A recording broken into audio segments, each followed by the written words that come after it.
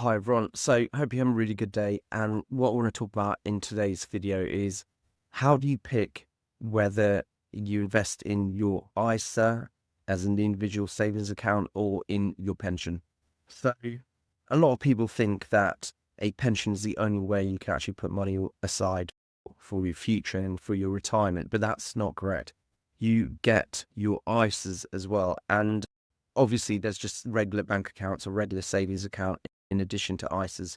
But I just wanted to do a quick recap of the times you might want to put money into a pension and the times you might want to put it into an ISA so you can actually make sure you're doing the most tax efficient way to save for your retirement.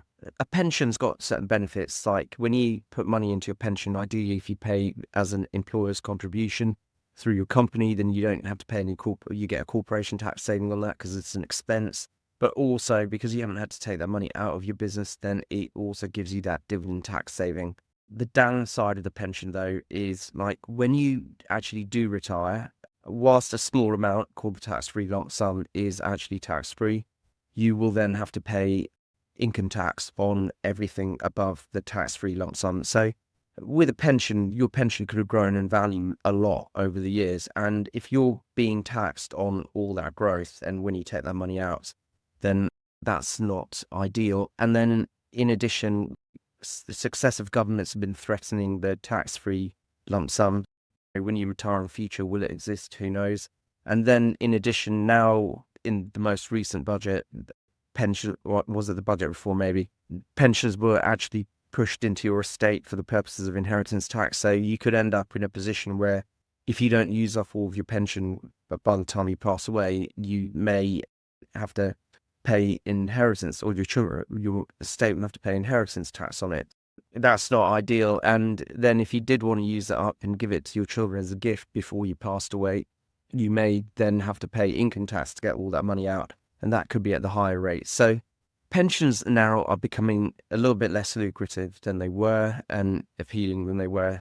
The opposite side of that is an ISA. So you get two types. You've got your cash ISA and you've got your stocks and shares ISA. A cash ISA, you can put up to £12,000 in there. The stocks and shares ISA, you can put up to £20,000 in, although you can't have a total of more than 20,000 a year going into the combination of ISAs. So if you put 12 into a cash ISA, you'd still only be able to then put 8,000 into the stocks and shares ISA. But the ISAs are becoming a bit more lucrative. So if you're under 40, you could also get what we call a lifetime ISA. So the lifetime ISA is quite useful because you get the best of both worlds. You get tax relief when you put money in because the government top it up, but then you also get tax relief when you take the money out because it's tax free, like most ISAs are.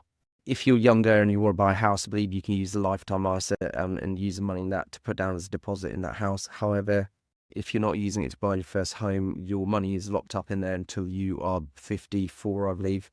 That's just one thing to consider. But in the same way, but regular ISAs, you can access that money at any age. And whilst you don't get the tax relief when you put the money in on a regular ISA, you get tax relief on all the growth and all the money you take out. That can be really appealing, especially if you're going to worry about inheritance tax, because you get to a certain age and you rely on your pension a bit more and you don't need the money from the ISA. You can actually just gift all of that tax-free to your children. And as long as you survive 7 years after that, then you don't have to worry about the inheritance tax. In general, the strategy I advise clients with is if you always want to maximize your ISA allowances. So the ISA allowance is just how much you can put into the ISA every year, like 20,000. It's not a limit to the size of the ISA. So if you went 10 years and you put 20,000 in every year, then you'd have 100,000 in the ISA, and that 100,000 would then keep growing because either of compound interest or the compounding of the growth of your investments. And that's a really important one. So you can try and make the most of that, but you might not have enough spare cash. What I normally advise clients to do is if they've got any dividends or earnings left, which they can take at the basic rate before they go into the higher rate of tax, so usually up to 50,000 a year, then that's the money they want to take and then put that into the ISA. You typically don't want to take money out at the higher rate and put it into an ISA because that's just a lot of tax you're paying up front, especially when you retire, you might be a basic rate taxpayer anyway. I'd say to people, in that case, once you've got to your 50K threshold, you're going to pay high rate tax on anything above that, then definitely you might want to just put that into a pension and get those tax benefits. I could actually go on probably for another 10 minutes about all this, but I'm not going to. If you've got any questions about this, if you want to understand what it would mean for your specific situation, then you should definitely get in touch. Right. Thank you.